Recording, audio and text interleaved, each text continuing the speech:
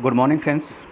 Welcome to online study in Sri Digambar Institute of Technology near Bhandaraj Road, Dosa.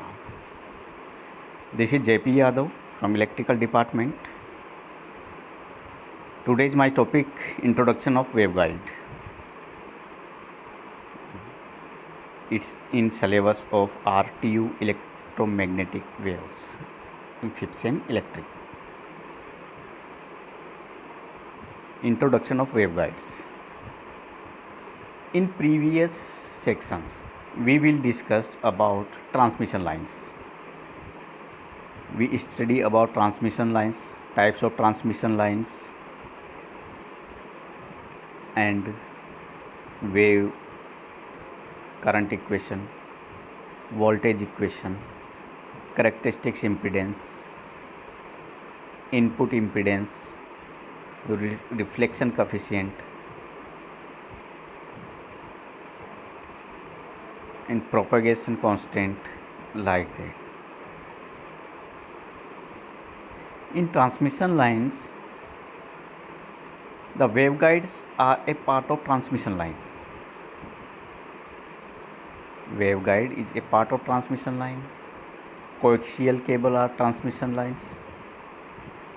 Optical fiber are transmission lines. They are different to each other. For a simple transmission of signal or electric energy in form of voltage or in form of current, then we use a normal transmission line like coaxial cable. A low power coaxial power handles low power. It cannot handle the large power in ultra high frequency. So simple,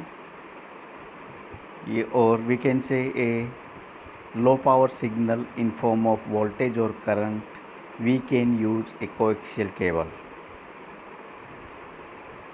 for transmission the signal. But in coaxial cable, there is some losses in coaxial cable. Heating losses, transmission line length losses due to magnetic field, resistance, and dielectric. So many losses in coaxial cable. If we want a accurate signal as well as transmission we received at the receiver, there are no loss in the signal, then we use a 100% accuracy transmission lines like microwave frequency. We use waveguides. Waveguide, it means it guides wave of energy.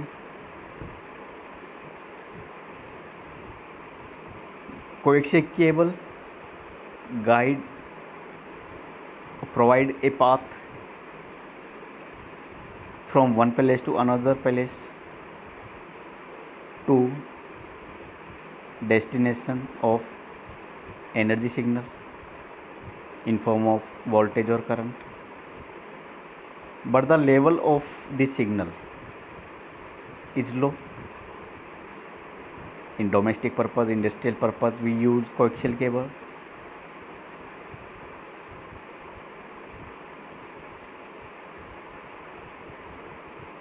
But we use in telecom sector for high frequency signal, military purpose, for accuracy of our signals, then we use waveguide.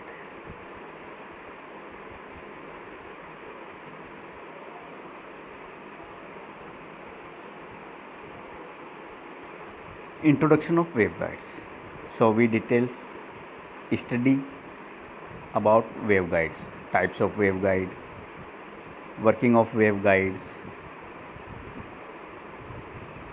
advantage of waveguides. So let's start.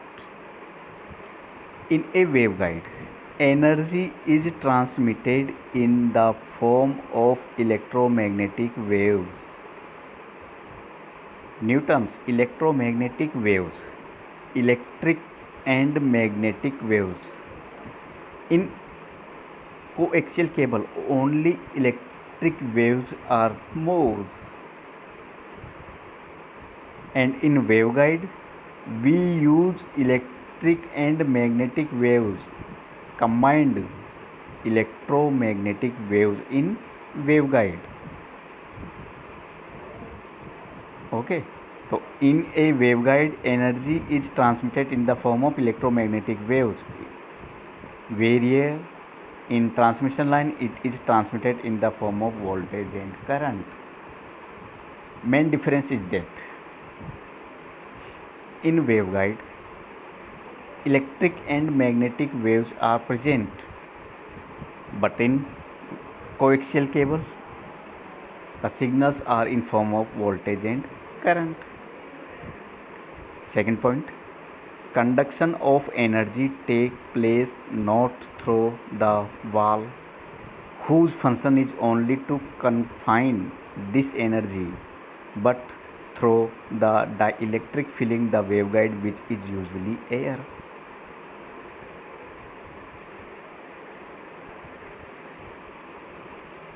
Dielectric material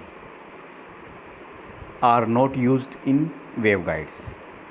Dielectric material are only air in waveguides, but in coaxial cable, dielectric material are plastic.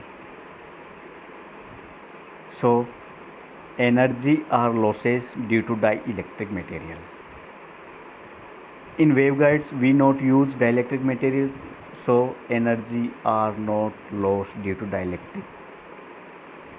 Dielectric are heat up, energy are lost. And in waveguide, dielectric are not used, then the energy we can save. Our signal we protect the signal in waveguide. Main advantage of transmission line waveguides over transmission line. In a transmission line, high frequency signal cannot be transmitted. Main difference is that high frequency signal cannot be transmitted through transmission line. Through coaxial cable, only transmission line. In coaxial cable, only low signal are sent, but high frequency signal, we use waveguides. We cannot use coaxial cable for high frequency signal because large mutual inductance. Because large signal have large frequency, so mutual inductance is more. So there are more losses. Transmission line. Length of transmission line is very high, so the losses is very large. Losses is parallel to length. So length is increased, losses is also increased. Second advantage, multiplexing the signal is not possible in transmission line. Okay, multiplexing technique, more signal are cannot be added together and cannot send to the transmission line. Flashover is less in case of waveguide. Minimum loss of power in case of waveguide. Okay, minimum loss in waveguide because there is no dielectric effect. Heating effect are reduced, so the minimum power loss in waveguides. And power handling capacity is 10 times the coaxial cable. Coaxial cable are used in transmission line, but the power handling capacity is less comparison to waveguide. So power handling capacity, power loss are minimum, multiplexing, more signals are sent together in waveguides. So the waveguides are used for accurate transmission of the signal. So waveguides are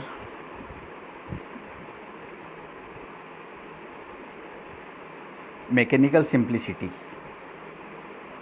Design construction of waveguides are simple comparison to coaxial cable. Higher maximum operating frequency. So range of frequency in waveguides 3 GHz to 100 GHz, very large. So waveguides are two types, rectangular waveguides and circular waveguide.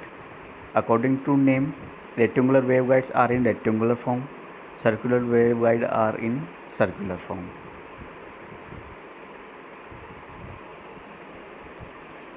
In diagram, so transverse electric mode and transverse magnetic mode. Electric and magnetic modes are used in waveguides. What is TE mode and TM mode? TE mode. In the first picture, red line show the magnetic field and blue line show the electric field. Both each are parallel to each other. Magnetic field and electric field parallel to each other. Red line and blue line show. This is T transverse electric mode. And what happen in transverse magnetic mode? The shape of the magnetic field and electric field are changed. Blue lines show the electric field, red line shows the magnetic field. So electric and magnetic field are parallel to each other in waveguides. Both fields are present but parallel, perpendicular to each other. Sorry, not parallel, perpendicular to each other in 90 degree.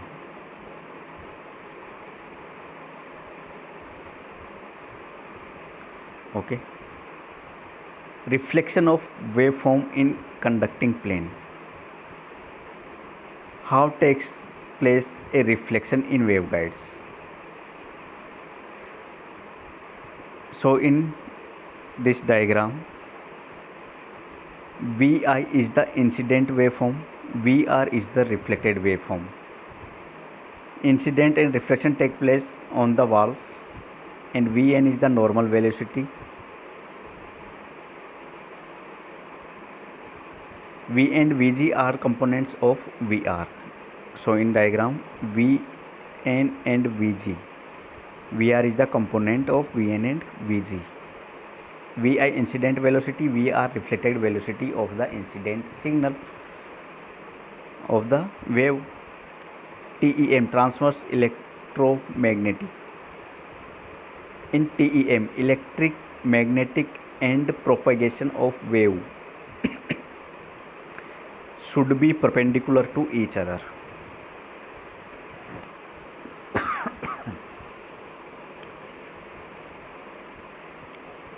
Electric field, magnetic field, propagation of wave are perpendicular to each other. So in diagram like that.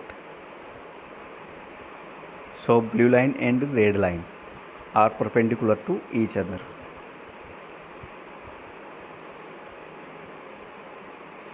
In rectangular waveguide, if TEM transverse electromagnetic strikes the wall, as it is a conductor, it get absorbed by wall, whereas in rectangular waveguide reflection take place when TEM strike wall.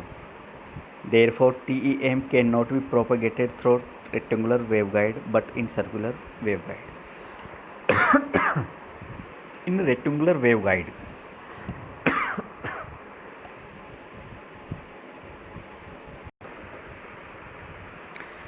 In rectangular waveguide, only electric field and magnetic field are present, not propagation. But in circular waveguide,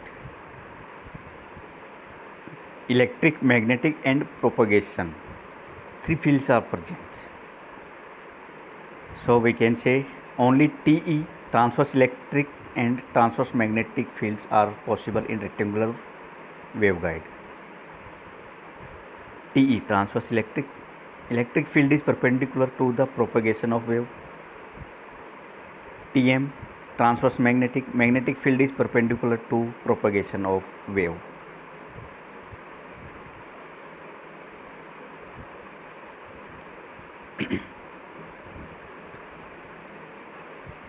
Behavior. What is basic behavior? An electromagnetic plane wave in space is transverse electromagnetic or TEM. The electric field, the magnetic field and direction of propagation are mutually perpendicular. If such a wave were sent straight down a waveguide, it would not propagate in it. This is because the electric field would be short circuited by the wall, since the wall are assumed to be perfect conductor and a potential cannot exist across them. So the wall of the waveguide are perfect conductor. So transmission of waves, electric waves, magnetic waves and propagation are perpendicular to each other. Otherwise, electric field are short circuits due to wall of the waveguide.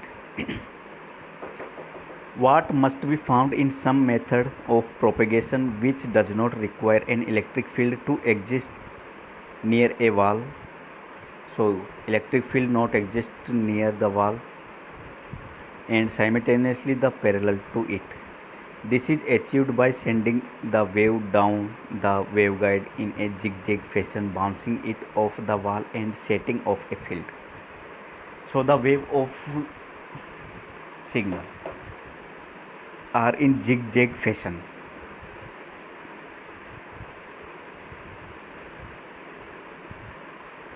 Maxima at the center of waveguide and zero at the wall. In this case, the wall are nothing to be short circuit and they does not interfere with the wave pattern set up between them. So zigzag path, zigzag fashion are used in waveguides. To measure consequence of zigzag propagation are apparent. The first is that velocity of propagation in a waveguide. The first is that velocity of propagation in a waveguide must be less than that of free space. Velocity of propagation. What is the velocity of propagation of the signal in a waveguide? Is less than free space. The velocity not large like free space.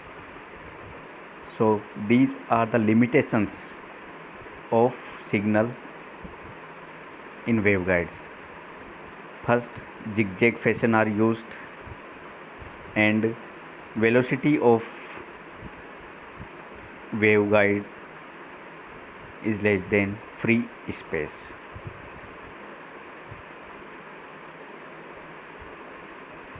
Thanks for watching this video. Thanks to all, and have any problem, contact to me students, like message. So what is the waveguide, types of waveguide?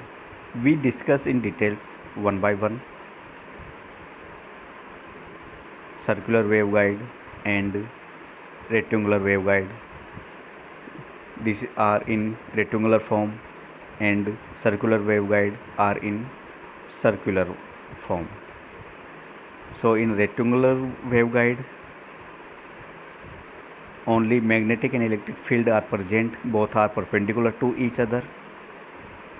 But in circular waveguide, electric field, magnetic field and propagation of mode are perpendicular to each other. So today is enough. Thank you to all watching my video. Thank you.